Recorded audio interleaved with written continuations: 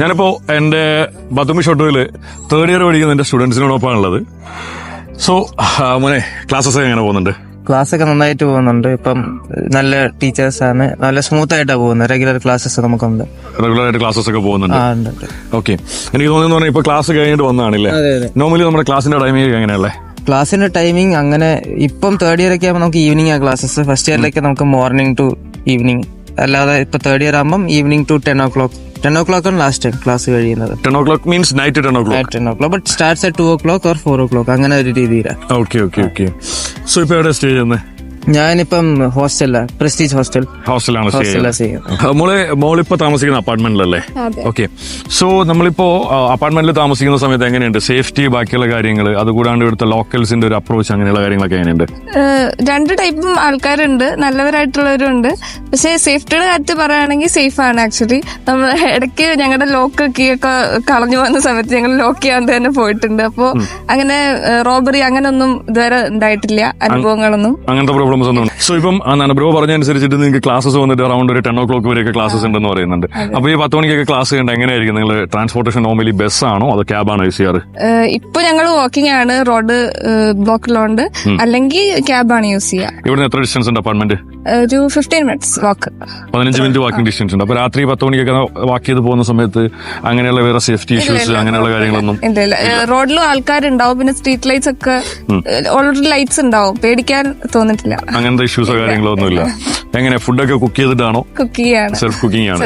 അപ്പൊ എന്തായാലും അപ്പാർട്ട്മെന്റിലാകുമ്പോ പിന്നെ എന്തായാലും വേറെ ആക്കി തരാനായിട്ട് നിങ്ങളുടെ സ്വാതന്ത്ര്യമായിട്ട് നിങ്ങൾ തന്നെ ആക്കുന്നത്. സോ അപ്പാർട്ട്മെന്റിനെ സംബന്ധിച്ചിട്ട് എങ്ങനെയുണ്ട് നിങ്ങളുടെ ഒരു കോസ്റ്റ് ഒക്കെ എങ്ങനെ വരുന്നുണ്ട്? കോസ്റ്റ് ഇവിടെ ഇപ്പൊ കൂടിയിട്ടുണ്ട്. 1 BHK സ്റ്റാർട്ട് ചെയ്യുന്ന ഒരു 300 to 350 പിന്നെ ഒരു 2 BHK ആകുമ്പോഴത്തേക്ക് 400-450 നിൽക്കുന്നത്. ഓക്കെ. സോ ഇപ്പം 1 BHK അവർ രണ്ടുപേര് പിന്നെ അലോ ചെയ്യാറുണ്ടോ അതോ ഒരാളെ മാത്രമാണ് അലോ ചെയ്യുന്നത്? 1 BHK 2 പേര് അലോ ചെയ്യാറുണ്ട്. 2 പേര് അലോ ചെയ്യാറുണ്ട്. അപ്പൊ അറൌണ്ട് ഒരു $350 എന്ന് പറയുമ്പോൾ ഒരാൾക്ക് $175 ഓൺലി ഫോർ അക്കോമഡേഷൻ മാത്രം വരുന്നുണ്ട്. പ്ലസ് ഫുഡൊക്കെ എത്ര വേണ്ടി വരും ഒരു മാസം കുക്കിംഗ് ആണെങ്കിൽ? ഒരു 150 to 200 ലാരീസിനുണ്ട്.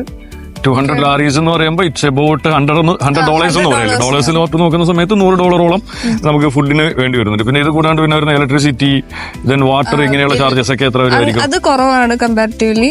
പിന്നെ ഹീറ്റർ, AC അങ്ങനെ യൂസിങ്ങിന് മാത്രമേ കൂടുതൽ. എന്നാലും ഒരു അപ്രോക്സിമേറ്റ്ലി നിങ്ങൾക്ക് മന്ത്ലി 50 ലാരി 70 ലാരി അങ്ങനെയൊക്കെ അത്ര വരുന്നത്. അതായത് ഇപ്പോൾ ഒരു $175 നിങ്ങൾക്ക് അക്കോമഡേഷൻ പ്ലസ് ഒരു $150 ഉണ്ടെങ്കിൽ എന്താവും? ബാക്കിയുള്ള എക്സ്പെൻസ് ഒക്കെ മീറ്റ് ആവുന്നുണ്ട്. അതായത് ഒരു ആവറേജ് ഒരു $350 വരെ ആകുമ്പോഴത്തേക്ക് എക്സ്പെൻസ് ഒക്കെ മീറ്റ് ചെയ്യാൻ പറ്റുന്നുണ്ട് അല്ലേ? ഓക്കെ. പിന്നെ എങ്ങനെയുണ്ട് അക്കാഡമിക്സ് കാര്യങ്ങളൊക്കെ എങ്ങനെയുണ്ട്? അക്കാഡമിക്സ് നന്നായിട്ട് പോകുന്നു. ഇപ്പോ തേർഡ് ഇയർ സ്റ്റാർട്ടായി, ഒരു മാസം കഴിയണു. അപ്പോ ക്ലാസ്സസ് റെഗുലർ ആയിട്ട് പോകുന്നുണ്ട്. ഓക്കെ. ദെൻ എങ്ങനെ പിന്നെ നിങ്ങൾക്ക് ക്ലിനിക്കൽസ് ഇപ്പൊ സ്റ്റാർട്ട് ചെയ്യുന്നുണ്ട് അല്ലേ? ഇനി ക്ലിനിക്കൽസ് സ്റ്റാർട്ട് ചെയ്യുന്നുണ്ട്.